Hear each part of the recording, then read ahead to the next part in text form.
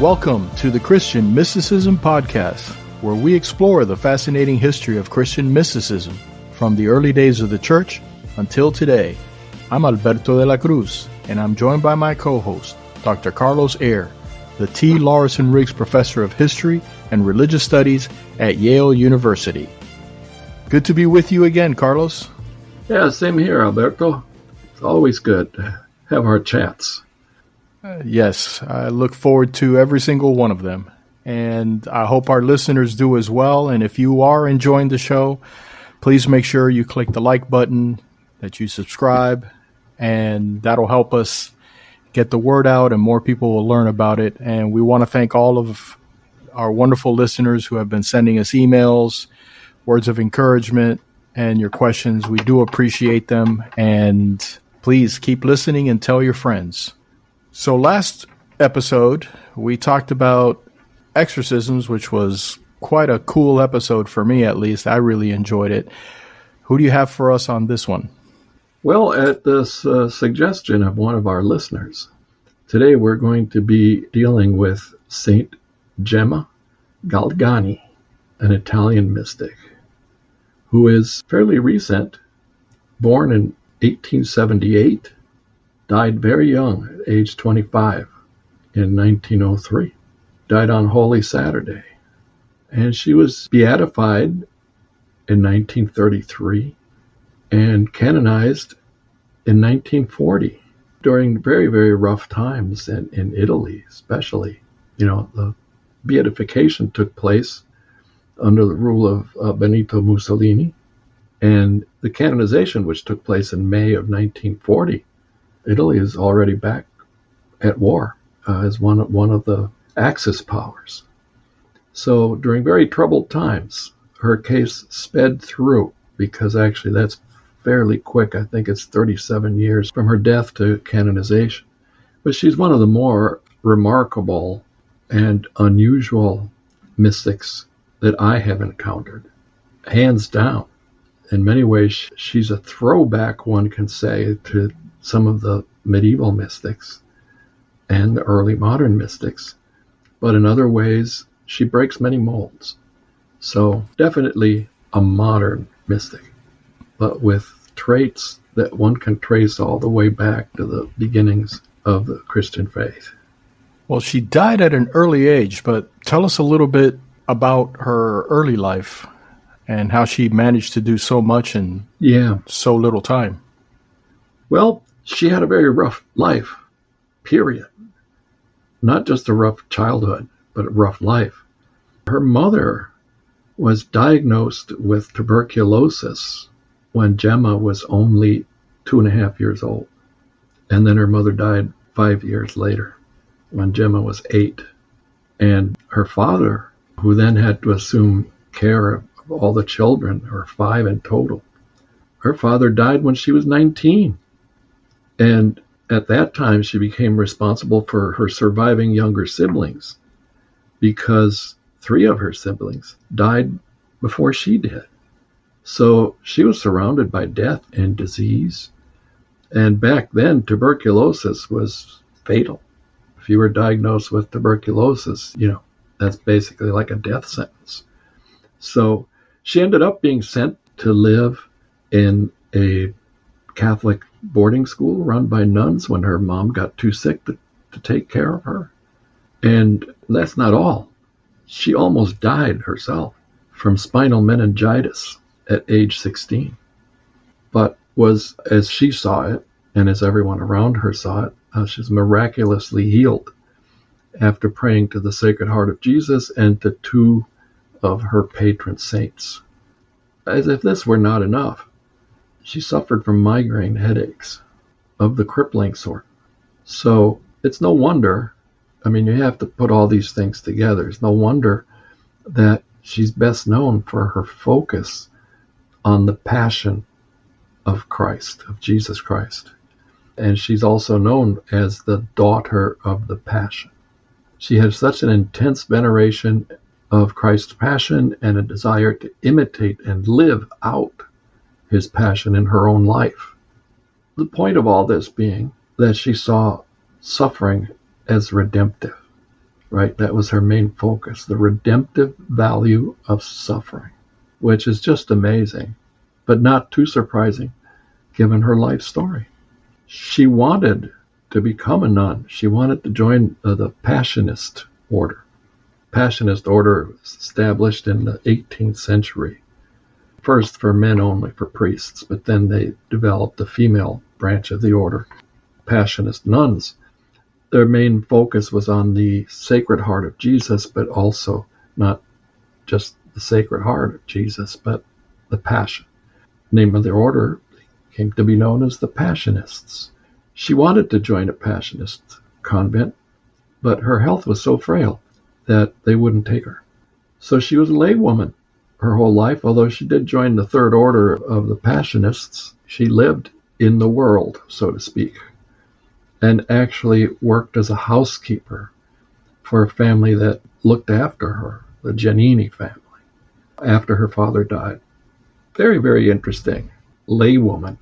Some similarities to Katherine of Sienna, who, while a laywoman, led a life of, intense prayer, asceticism, and self-denial. So she was never a nun. She never got to become a nun. No, she didn't. And just one other very interesting feature here is that, of course, she was photographed.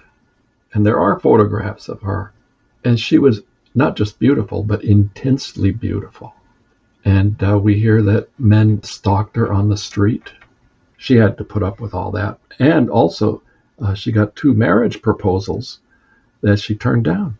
So she is, in that respect, not just a laywoman, but a beautiful and impressively beautiful single woman who took a vow of chastity. Did she have any writings? Oh, yeah. In her short lifetime, she wrote quite a bit. And most of it, or much of it, has been translated into English and is available online. If anyone is interested in looking up Gemma Galgani's texts, there are so many available at the click of a keyboard. She wrote a diary, which her confessor ordered her to write. She wrote many letters to her confessor and to other people. And she also wrote an autobiography that her confessor ordered her to write, which she finished in 1901. So actually the last 2 years of her life are missing from the autobiography. But the autobiography itself, which is available in English translation, but the original manuscript, in her handwriting, which is one of those, again, I'll use the word beautiful. Beautiful handwriting you rarely see anymore, went missing after she finished it. And we can come back to this subject because it's important. She claimed that she saw the devil come into the house and steal the manuscript, which went missing for some time.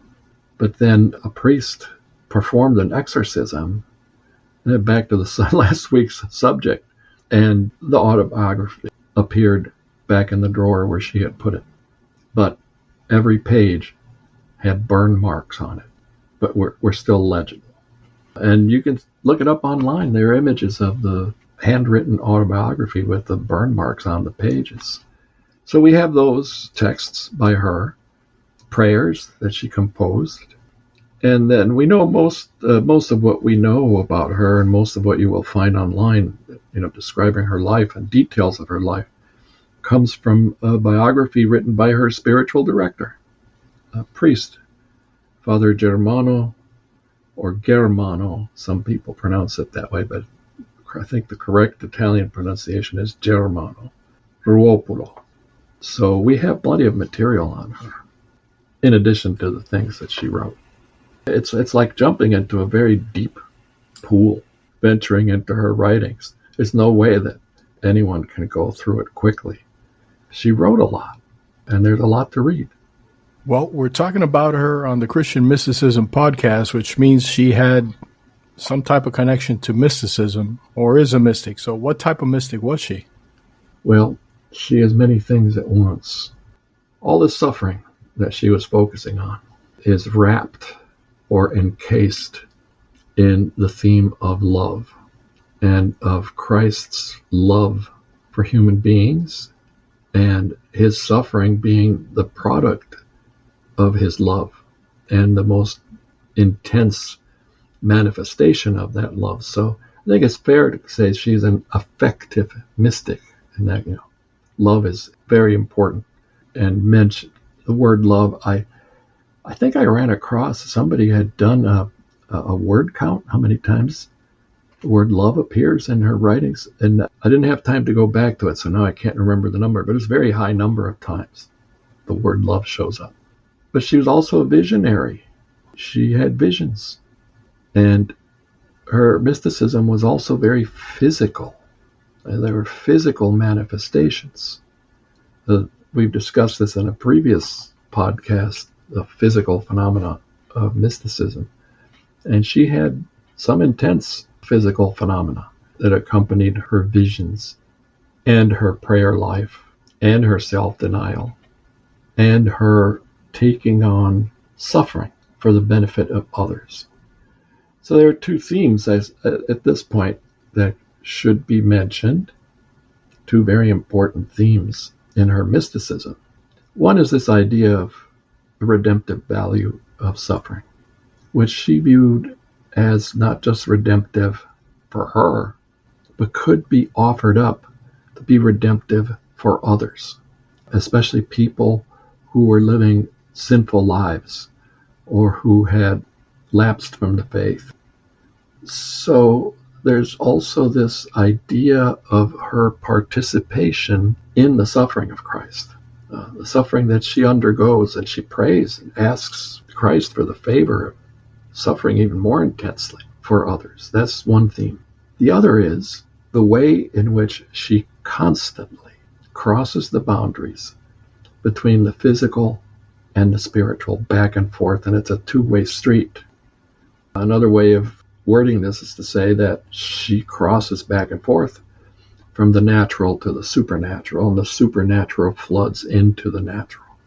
So it's very intense, as intense as what you find in St. Teresa of Avila, with the difference being Teresa lived much longer than she did and wrote much more, and wrote much more detailed, not just account, but also analysis of her mystical experiences.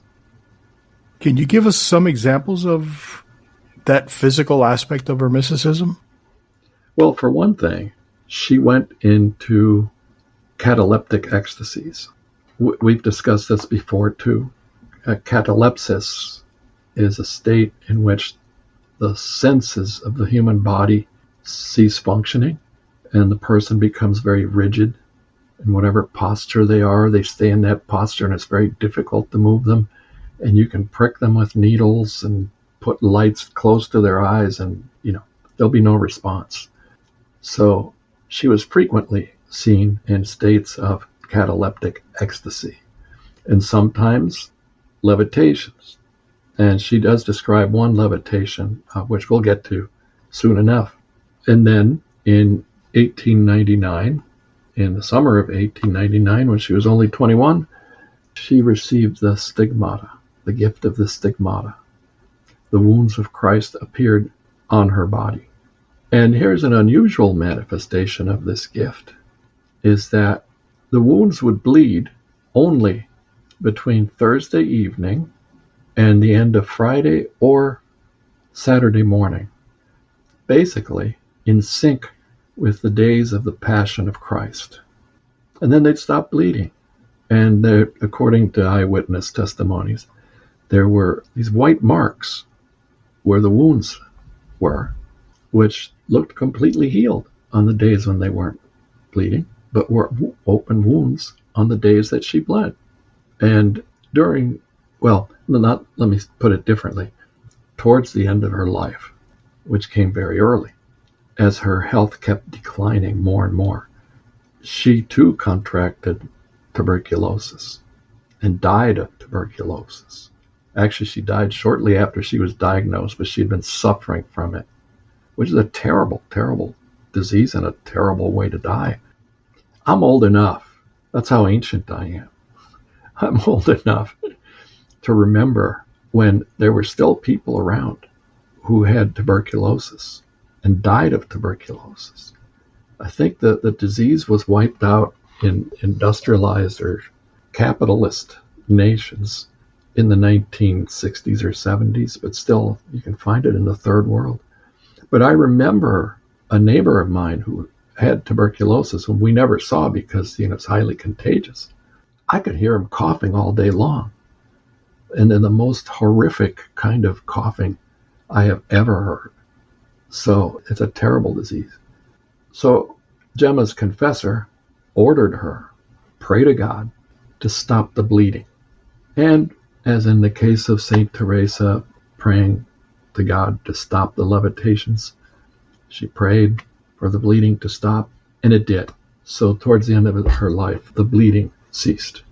And there were these white marks on her hands, feet, and side where the blood had flowed from for several years. That's the physical side of things. The experience that she wrote about, where she talks about levitating first person, is not as graphic or detailed as those of St. Teresa. But she spoke of actually once going up into the air, embracing a crucifix, and drinking blood from the side wound of Christ while levitating. But her description of the day in which she first began to bleed, when she was stigmatized, is fairly detailed. And here I'm going to read her own words describing what happened to her in June of 1899. And I quote, she saw the Virgin Mary. We'll come back to that. The Blessed Virgin Mary opened her mantle and covered me with it. And that very moment, Jesus appeared with his wounds all open. Blood was not flowing from them, but flames of fire, which in one moment came and touched my hands, feet, and heart. I felt I was dying and should have fallen down but for my mother, the Blessed Virgin Mary, who supported me and kept me under her mantle. Thus I remained for several hours.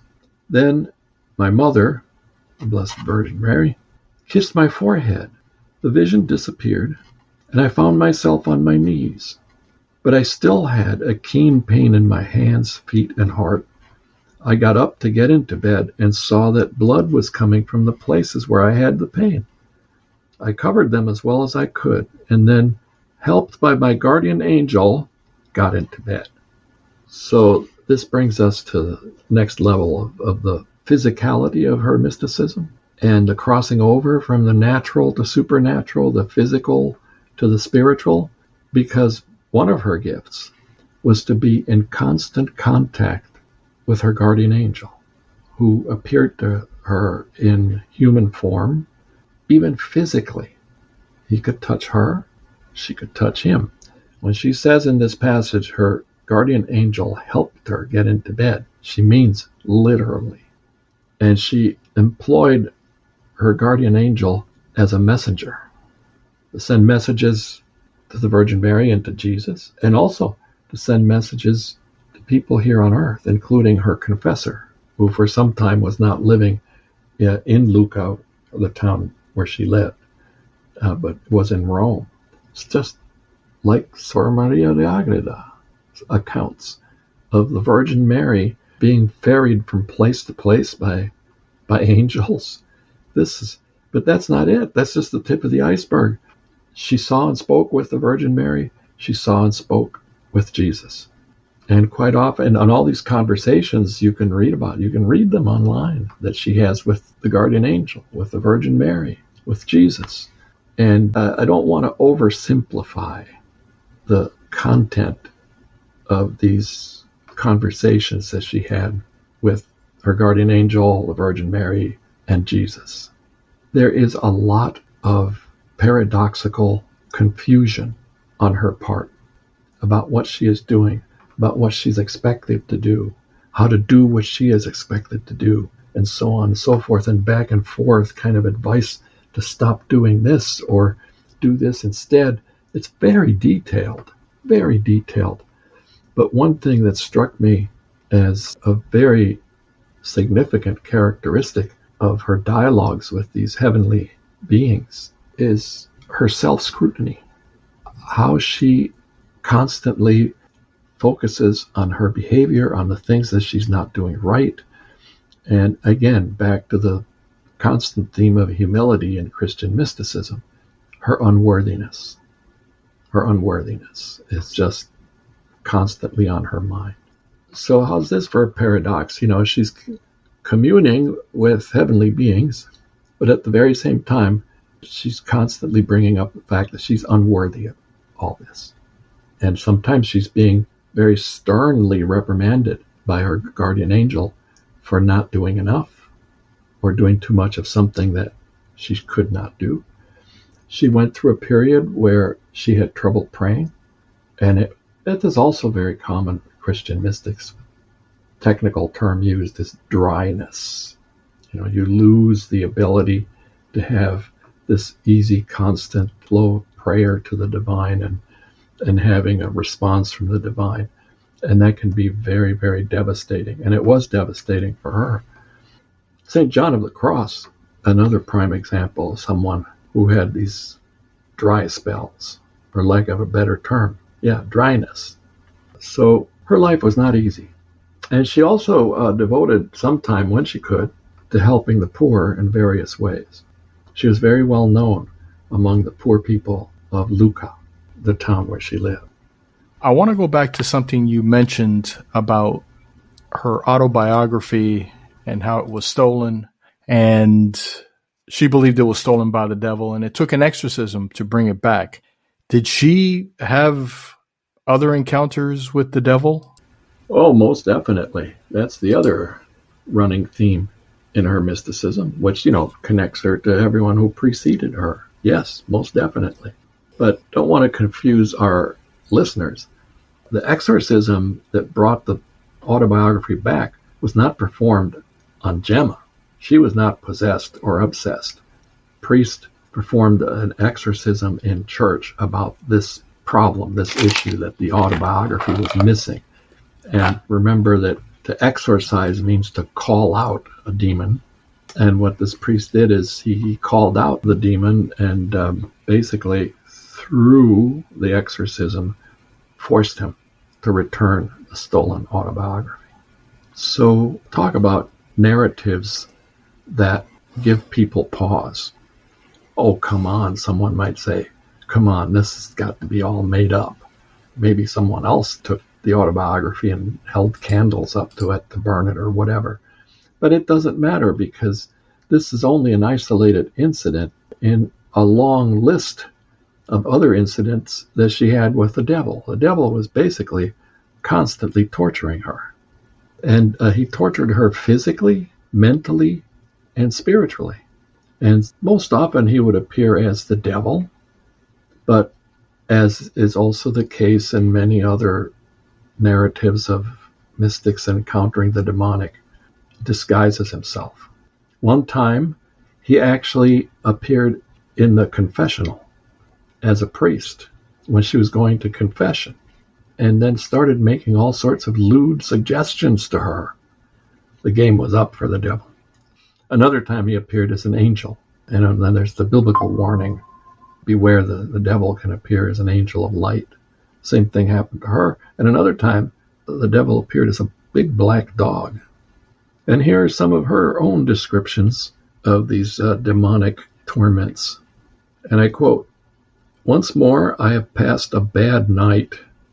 The demon came before me as a giant of great height and kept saying to me, 'For you, there is no more hope of salvation. You are in my hands.'"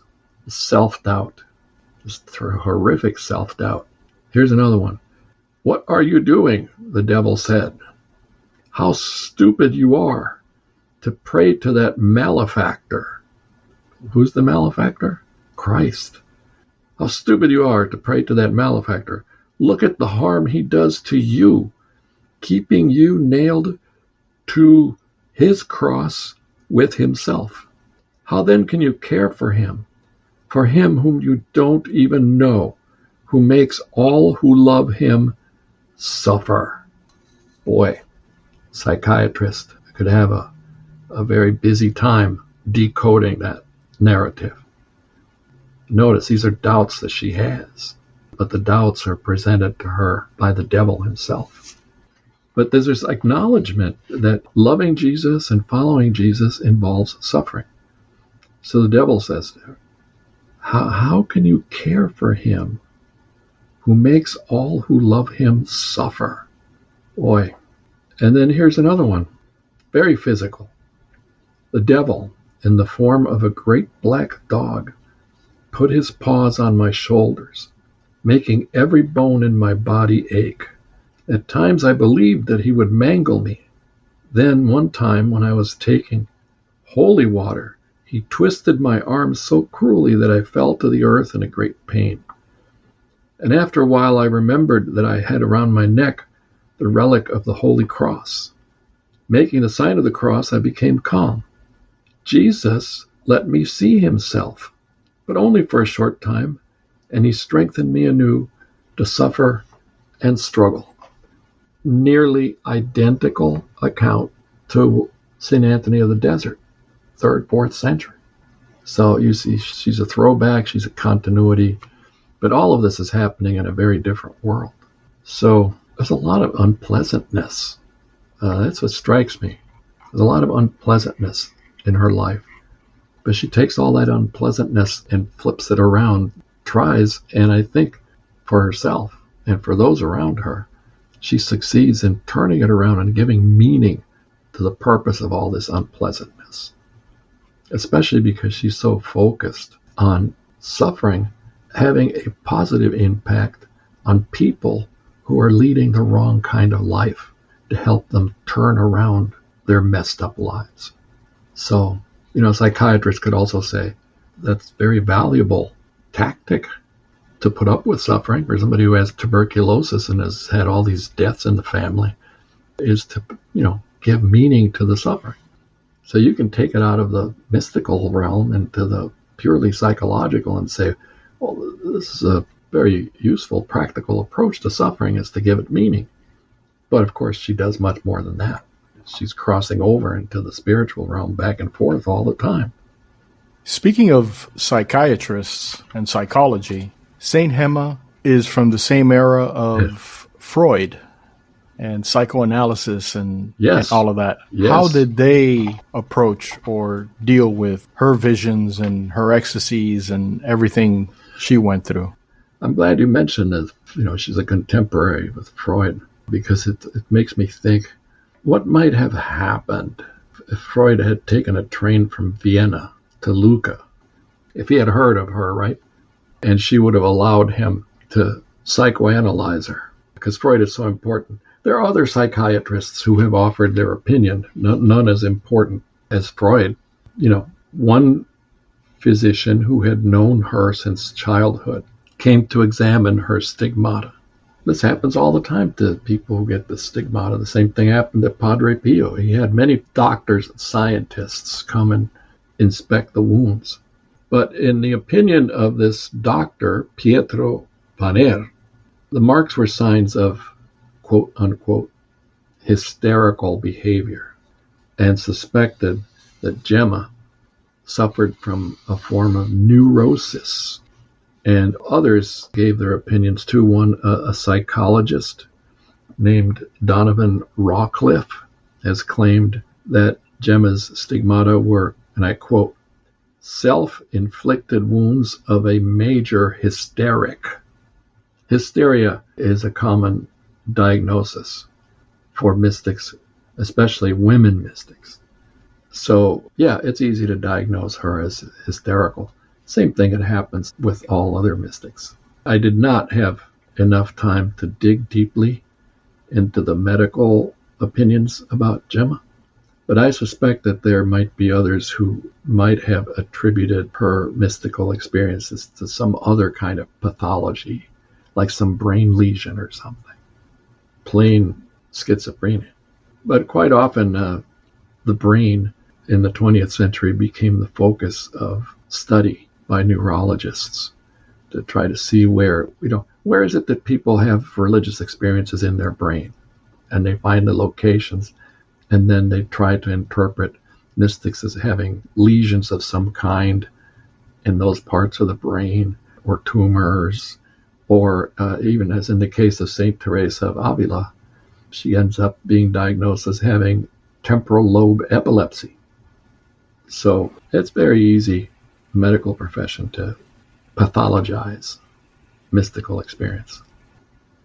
Yeah, because temporal lobe epilepsy makes people levitate and hang in the air for hours and Yes. Yes. Everyone knows that, epileptics float. yeah. That's a very good point. Man always tries to find an explanation that he can understand.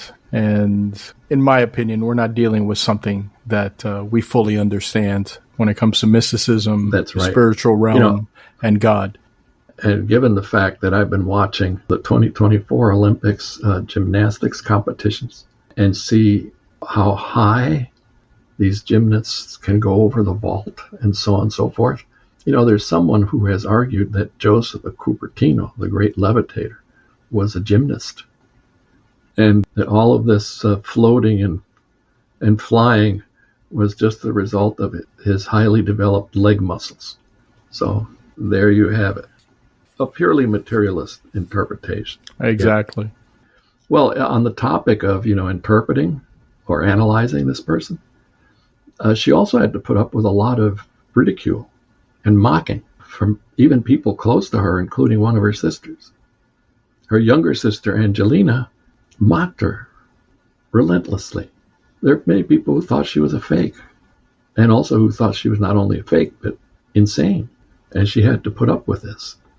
But she was very much admired also by many people in Lucca, especially the poor, and beyond Lucca, because word spread about this unusual woman.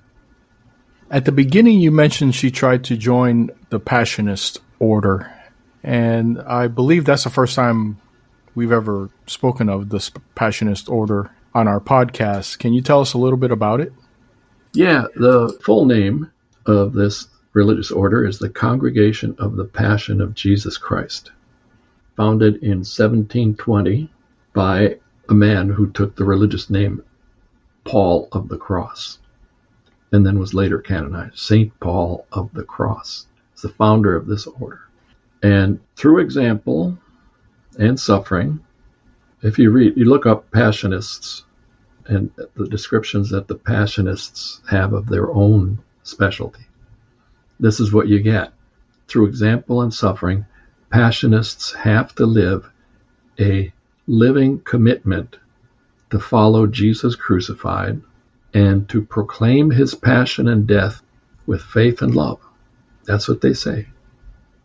Their original rule states that Passionists are called, and I quote, to suffer many things, not only for the glory of God and for their own personal salvation, but also for the salvation of others.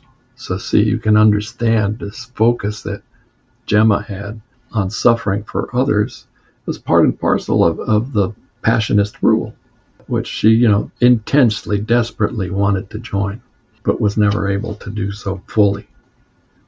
So it's a question of keeping the memory of Christ's passion alive through words and actions. So we learned early on she wrote a lot, very prolific. From the quotes that you shared with us, she seems to be very articulate. Can you share some other quotes? Definitely. Here is her relationship. She's speaking about her relationship with the Virgin Mary. And I mentioned this before too, how she uses her contacts with her guardian angel and with the Virgin Mary to relay messages to Jesus. So here's one such passage. When she was having this hard time and she couldn't pray, she had trouble praying. And I quote, "Mother," she's addressing the Virgin Mary, "you must reestablish peace between Jesus and me. Many times you have been able to restrain Jesus when he was on the point of abandoning me. Come between Jesus and me, O my mother, reconcile me with him, and assure him that I shall be more obedient." So there you have this kind of self-examination where she always comes up short, despite the fact that she is constantly communing with the spiritual dimension. She's unworthy. She deems herself unworthy. Here's another passage addressed to Mary, the Virgin Mary. Mother of mercy, go seek Jesus and bring him back to me. My mother, do not abandon me. Find Jesus, make him return. My mother, my good mother, make me better. My mother, my good mother, make me pure. This is what I desire ardently and what I need extremely. Again, this points to how difficult her life was, how filled with not just, this is not all about joyous ecstasies. In between the ecstatic moments, there's all of this self-doubt, demonic temptations, and so forth. So here's some of the places where she speaks to Jesus. And again, we can find a certain amount of ambivalence about her own relationship with Jesus. What do you want, Jesus? She says. Do you believe I'm waiting for your request in order to give you my life? It is yours. I have offered it to you already. What do you desire, Jesus, that I offer it again as a victim for my faults and for those of sinners? Hurry, my life is in your hands. It is yours. It is yours. If I had 100 lives, I will give them all to you, but I have only one. I am disposed to all. Do you believe that you are imposing a sacrifice on me by asking for my life? It's a favor for me.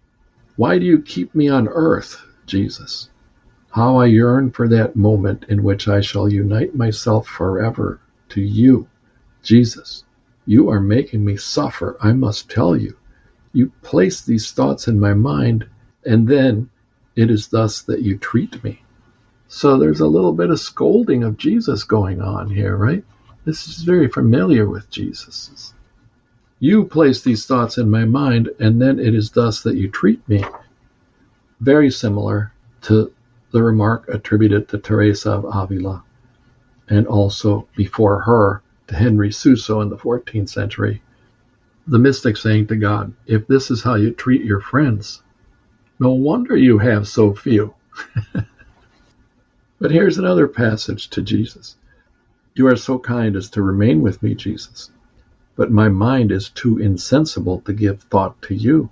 What happy moments I pass with you. You are an abyss of love. I value all your favors, but I know my weakness. Oh, what a beautiful hour we have passed together. From the same chalice to which your lips have approached, I wish also to drink. Now we're getting into this like love poetry, affective mysticism, very similar to John of the Cross and Teresa of Avila. Saint Teresa of Avila has this poem with the refrain, Me muero porque no muero. I'm dying because I'm not dying. I want to die. She speaks of her body as a prison house. Can't wait for her soul to leave her body. Well, it's more of the same here. But then again, more of this self-examination that is actually very, very painful. To me, it seems very painful, what she's going through. I'm quoting. What sins, O Jesus, deliver me from their weight. Their number makes me shudder. I accept, Jesus, all the pains, all the afflictions you will send me. I really deserve so many more. You would be merciful if you multiplied my pains, my afflictions. Indeed, Jesus, I would kiss your hand if you would add more. You see, Jesus, this pain reaches out to all the fibers of my heart and serves as a reminder to me not to offend you anymore. That is amazing. And I'm listening to you and I'm thinking these mystics, and this is not just Saint Gemma, this is a lot of the mystics that we've talked about on the podcast, where they have this desire to be perfect, this desire to be sinless, this desire to not offend God. And all of us as Christians, we all have that desire, but we see it so strong in them. And I'm wondering, they've crossed to the other side. They have seen with their own eyes, their own soul, at least with the eyes of their souls, they have seen perfection. They have seen God. And I can only imagine that that just makes you want to be better, more so than we could as mortals that are living in the temporal world and have not seen. And we have the idea, yes, we want to be better, we want to be sin less and please God, but they've actually seen what the other side looks like. And I can only imagine what they go through and seeing what God has to offer and how much God loves them, and looking back at themselves and seeing how woefully short they fall. Yes, you're absolutely right. And this is a constant theme. And, it shows up very intensely in Katherine of Genoa, 15th century, late 15th, who said this about purgatory and why purgatory is necessary and it's good. As she said, if a soul full of sins were to come in presence of God, it would be so crushing, so powerfully crushing and painful to realize the gap between, your behavior, your failings, and what God is, that it would be worse than any pain in hell. So therefore, back to the theme of suffering, purgatory. Suffering is redemptive. It cleanses you. It makes you realize, it's painful to know how short you have fallen. Extremely painful, but also necessary. And it's the only way to escape. But then we go back to Julian of Norwich, who says sin is as nothing. It will get erased. And actually, Julian of Norwich goes as far as to say that in many ways, sin is not just inescapable, but necessary, part of the process of evolving towards being a fully perfect human being. And once we're there, Julian of Norwich says, all those sins will look like scars on our bodies, scars that we will be very proud of. Because, again, back to paradox, it's a struggle, it's a constant struggle. We're imperfect and will never be perfect in this life. So, on her deathbed, St. Teresa of Avila, among her final statements, I am the worst sinner in the world. You're right. This awareness of one's failings, is a necessary step to overcoming all of this and having it put behind. Some of our listeners might be asking, well, where's the theme of forgiveness here? Forgiveness and mercy. Well, yeah, there's forgiveness and mercy, and Gemma speaks of it. But we, human beings, we can end up being much harder on ourselves than God is on us. That's part of Gemma's message. I think it also speaks to the core message of the Gospels. Paul wrote in Romans, for all have sinned and fall short of the glory of God. And that is the message of the gospel, where we cannot reach God, so God sent Christ to reach us. It reminds me of what C.S. Lewis said, that for humans to seek God is like a mouse seeking a cat. You really don't know what you're looking for. You don't know what you're looking for, but it's God who has to reach out to us because we are not capable of reaching up to him.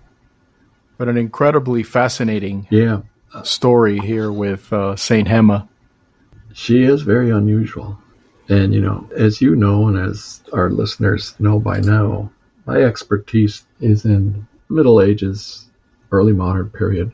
I'm not as familiar with anything past 1700, but through our podcast, I've been delving more into some of the more recent mystics, and I am amazed by what I find constantly. Because I get this question repeatedly. Why don't these things happen anymore? Why aren't there many mystics anymore? Truth be told, there are still people like this. And many of them, if not most of them, no one hears about. But they're there. Each and every one of them, no matter what Christian denomination they belong to. Part of the trials, tribulations of being a mystic is that your church, the church you belong to, has to scrutinize everything you say and your behavior to make sure that you're legitimate. that the claims that you're making about your mystical experiences are true indeed, and it's difficult to be examined closely too. But yes, there are many mystics out there the world does not know about. For me, the most interesting part is you hear the story of these modern day mystics, and we'll call this modern day, late 19th century, 20th century, and kind of compare their experiences with the mystics of the Middle Ages and the early days of the church. And there is so many similarities. It really hasn't changed. The only thing that has changed is the date on the calendar. But otherwise, their experiences are pretty much consistent. They pretty much see and feel and experience and display the same things. Well, yes, the patterns are the same, which tend to point towards the phenomenon itself is pretty much the same within each religious tradition. And this is why Christian mystics experience things differently from Jewish mystics, Muslim mystics, Hindu mystics, Buddhist mystics. But what I find amazing is that, for the most part, regardless of what is experienced on the other side, the lifestyle that leads to it is very similar across most religious traditions. Self-denial seems to be an absolute necessity. Compassion for others seems to be a necessity. Humility seems to be a necessity. And this painful awareness of the distance between who and what we are and what can be. Those are constants across the world's mystical tradition. And that there is more. I mean, that's the claim. There's more than this. There has to be more because, look, these people go back and forth all the time between the here and the there. Well, I'm glad I got to hear about another modern day mystic and see how mysticism really hasn't changed over the centuries. And I'm sure our listeners are glad as well. So as we reach the end of this show, who do you have for us, or what do you have for us for the next episode? Well, while reading what Gemma wrote and reading also about how she was diagnosed as a hysteric, I thought it would be good to have a podcast on this phenomenon of how religious experience is given a diagnosis by scientific and medical experts, and how it is that whatever is happening to any mystic in any religion, most of modern day scientists and medical experts tend to agree that consciousness is located in the human brain. So where is it in the human brain that these experiences take place? What's the connection between the physical and the spiritual? If you view them as dimensions, the physical dimension and the other spiritual dimension, how do they relate to each other? And what problems arise out of trying to get a scientific reading of mystical experience? It's a big subject, but I would like to go there because I think it's essential, absolutely essential, to understand mysticism as a human phenomenon that has physical, material dimension to it. Well, when we started this podcast, we knew we were going to get into a very complex area, and I think you're absolutely right. I think it's important that we look at it from every angle and explore so we can learn more about it and we can appreciate it better. Thank you for another wonderful episode, Carlos. Always great talking to you. Thank you to all our listeners for joining us. And until the next time, thank you for listening to the Christian Mysticism Podcast. If you have any questions for Dr. Eyre, you'll find our email address in the show notes. Just send it over and we'll try to answer it in a future episode. And don't forget to click the subscribe button so you don't miss the next episode of the Christian Mysticism Podcast.